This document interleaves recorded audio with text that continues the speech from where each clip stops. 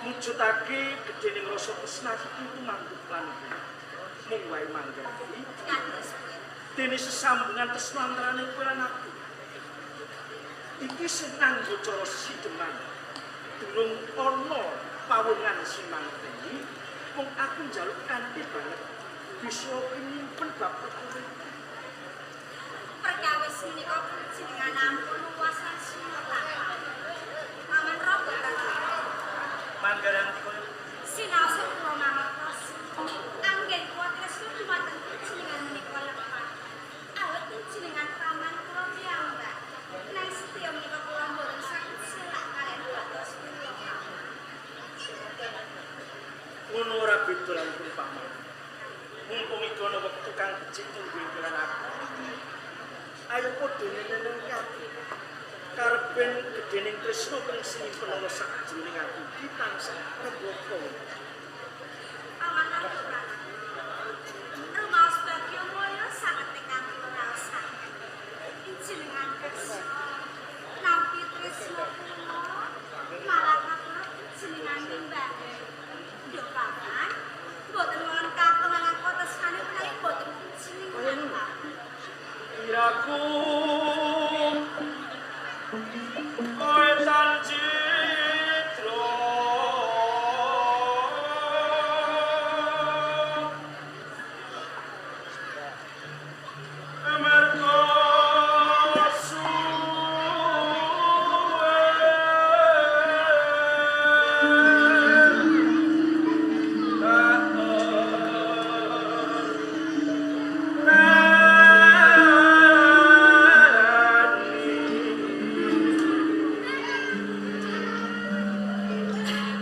lagi sampun kelapan jenengan kalian kula saged jampel paman layang kina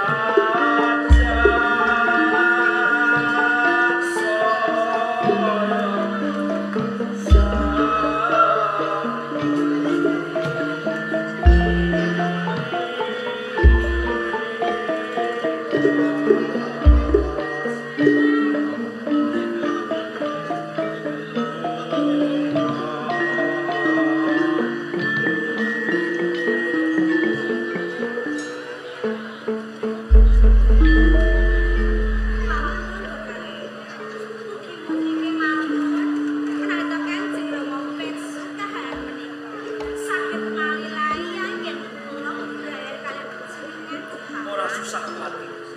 Aku bakal tanggung jawab sakit. Kok upama ngene Kang Mas Rajapati pirsa bab perkara iki. Aku bakal matur supaya malilahi gon kepengin urip barengan karo kowe. Mugi-mugi kemawon sakit kelapan sing Ora bakal kelakon.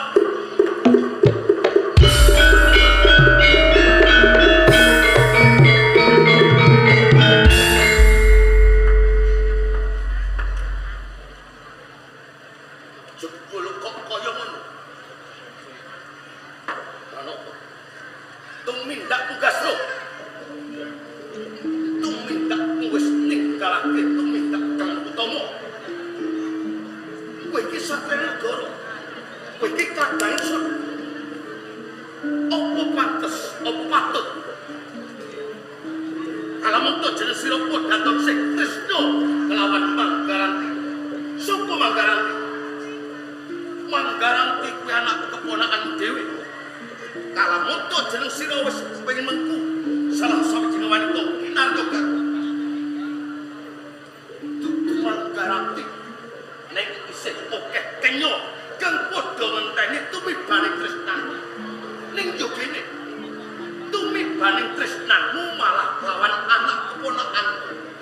Pranoto, Pranoto. Kok kaya ngono to tumindakmu? Kang Mas Rajapati. Najan kok sedaya mriku sampun rak dhateng paugeran. Ning wis mantep kula mboten saged nilaki dhateng raos. Menawi tresna kula namung kangge kebutuhan pemanggilan. Kula saged Mas. Dene panjenengan dalam sampun pirsa bab perkawis sesantama. Kula nyuwun panjenengan mangkali Mas. Aku kudu ngesoni. Lestoni gono bebrayan karo Manggaranti. Mripatku durung buta. Rasaku isih jangkep. Mindah kowe ngopo aluk ing kawula Kabupaten Pati. Kaya apa keplok ing karo Kabupaten Pati yen padha ngerti. Gael putraning Dipati Ombro Negara bakal bebrayan lawan kadange dhewe. Lan meneh ki Manggaranti.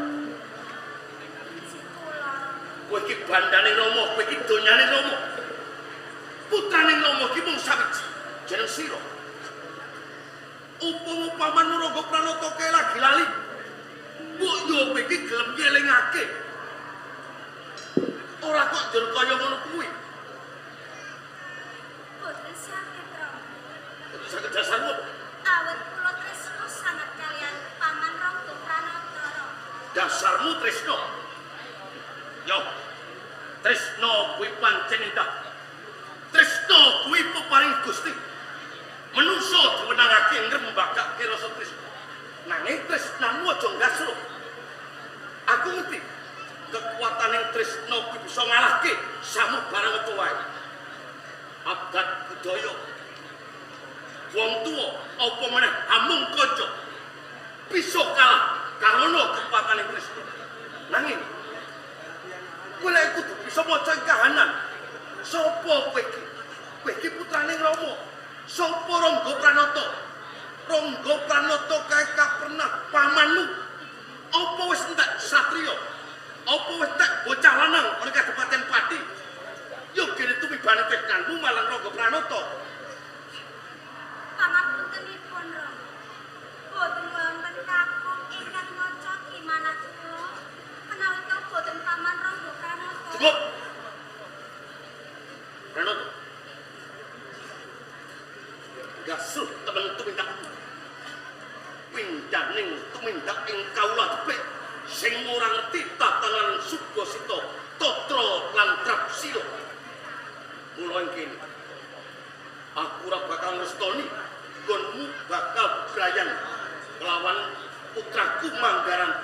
Mula wiwit dina tak jaluk pisahke rasa tresnanmu kelawan anak keponanmu Manggaranti.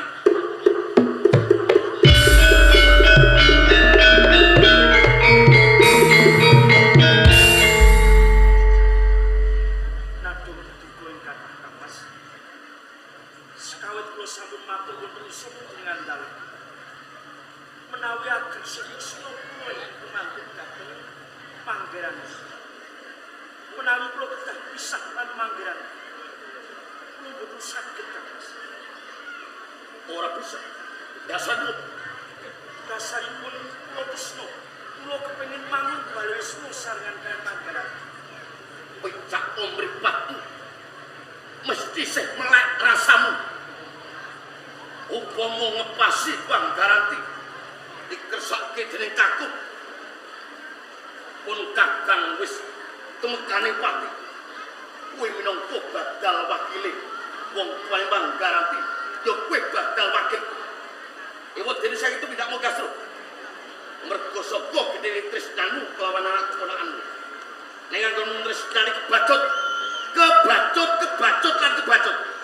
Mula tinimbang ing mengkone wewadi ana ing Kabupaten Pati. Wewadine keluarga ana Kabupaten Pati kawiyak barang sapa wae. Wiwit dina iki dipaki tomblo negara paring sabda lawan Rangga Pranoto. Ora ana bumi sacekang mung Rangga Pranoto urip ana Kabupaten Pati. Rangga Pranoto kudu minggat saka Kabupaten Pati.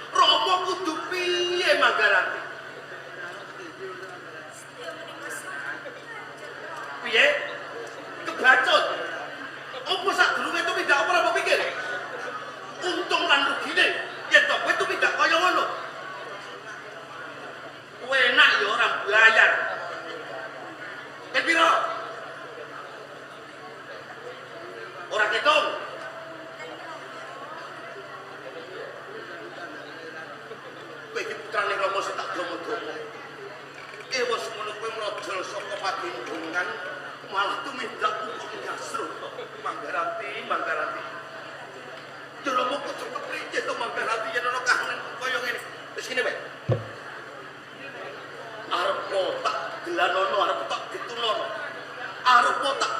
wani sing kok kepriye wae.